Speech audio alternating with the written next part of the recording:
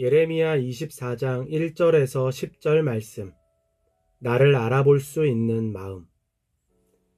오늘 본문은 무화과 두 광주리 비유입니다. 하나님께서 예레미야에게 환상을 보여주셨습니다. 성전 앞에 무화과 광주리 두 개가 놓여 있는데 하나는 아주 좋은 무화과가 담겨 있었고 다른 하나는 아주 나쁜 무화과가 담겨 있었습니다.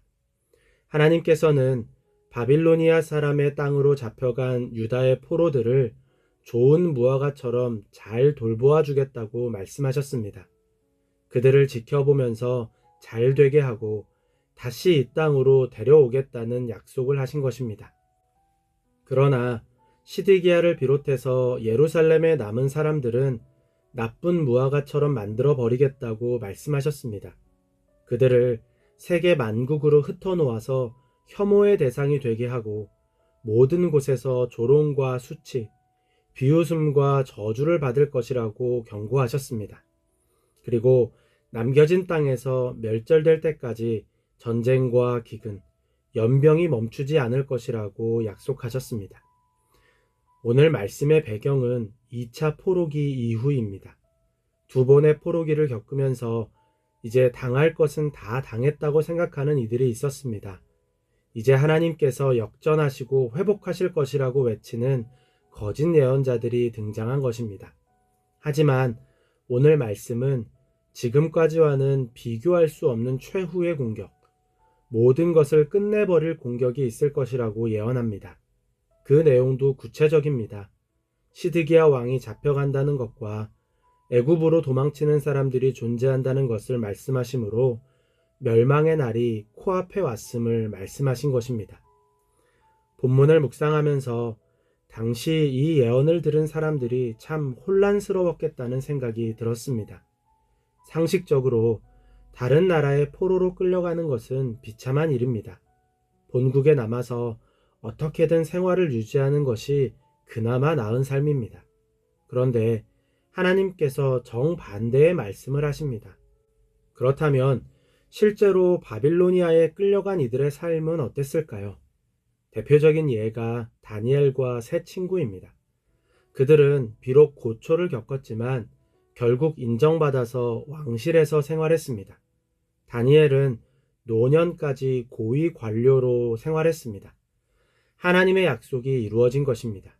그런데 이것이 전부가 아닙니다. 왕실에서 인정받기까지 다니엘은 목숨을 건 시험을 통과해야 했습니다. 다니엘의 친구들은 풀무불에 던져지기도 했습니다. 다니엘은 노년에 사자굴에 던져졌습니다.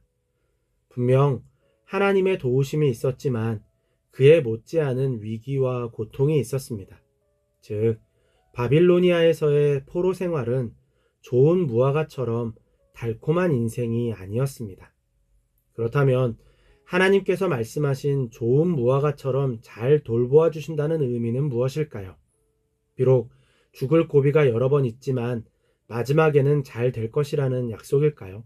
아니면 그곳에서도 어떻게 하느냐에 따라서 개인차가 있을 테니 알아서 잘 해보라는 의미일까요? 아닙니다. 하나님께서 약속하신 좋은 무화과처럼 잘 보아주시겠다는 약속은 다른 의미입니다. 오늘 본문에서 말씀하십니다. 이제 내가 그들에게 나를 그들의 주로 알아볼 수 있는 마음을 주겠다.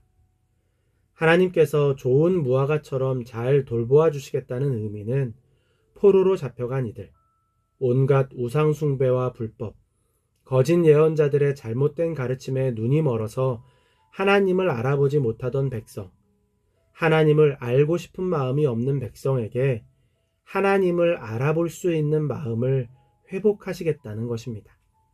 다니엘이 목숨을 건 시험을 치른 것은 하나님을 알아볼 수 있는 마음을 회복하기 위함이었습니다. 다니엘의 친구들이 풀무불에 던져진 건 역시 하나님을 알아볼 수 있는 마음을 회복하기 위함이었습니다. 포로의 자리에서 겪는 모든 일상은 하나님을 알아볼 수 있는 마음을 회복하기 위함이었습니다. 즉, 옛날 광야에서 조상들을 도왔다고 하던 여호와 하나님이 남유다 땅에서도 하나님의 백성과 함께 계셨고 바빌로니아에서도 하나님의 백성과 함께 계심을 알려주시겠다는 약속입니다. 그렇다면 나쁜 무화과의 삶은 무엇입니까? 먹을 수 없는 무화과, 버려질 수밖에 없는 무화과, 끝내 하나님을 알 수 없는 백성, 하나님을 알고 싶은 마음이 없는 백성을 의미합니다. 1, 2차 포로기를 통해 눈앞에서 하나님의 약속이 이루어지는 것을 보면서도 하나님을 알고 싶은 마음이 없습니다. 자신에게 주어진 선택권이 점점 줄어드는 상황에서도 여전히 자신의 생각만을 고집할 뿐 하나님을 알고 싶은 마음이 없습니다. 무엇인가를 깨달은 것 같지만 계속해서 하나님을 미뤄둡니다. 하나님을 알고 싶지 않은 것입니다. 그들에게는 회복할 기회가 없습니다. 결국 그렇게 멸망하는 것입니다. 오늘 말씀을 통해서 하나님께서 돌보시는 인생과 하나님께서 버리시는 인생의 차이를 깨닫게 됩니다.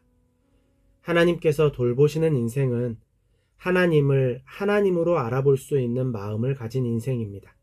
비록 포로의 삶이라 할지라도 하나님을 알아볼 수 있는 마음이 있다면 그 사람은 하나님께서 돌보시는 인생을 살고 있는 것입니다.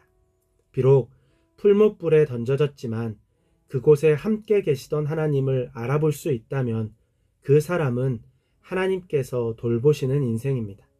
반면에 자신의 안식처를 가지고 있지만 일상에서 하나님을 의식할 수 없는 인생을 살고 있다면 그는 하나님께서 버리시는 인생입니다.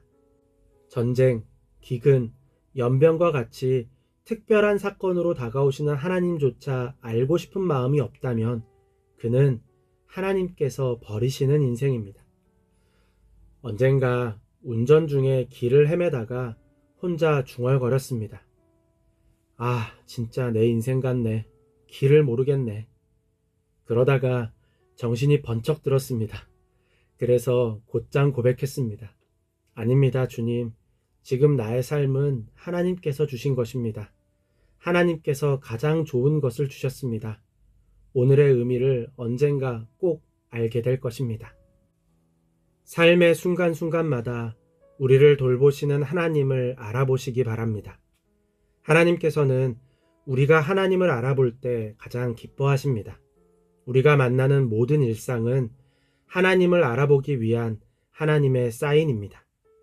지금 눈앞에 보이는 것이 전부가 아닙니다. 하나님의 사인은 지금도 우리를 향하고 있습니다. 하나님에게 무관심하지 않기를 바랍니다.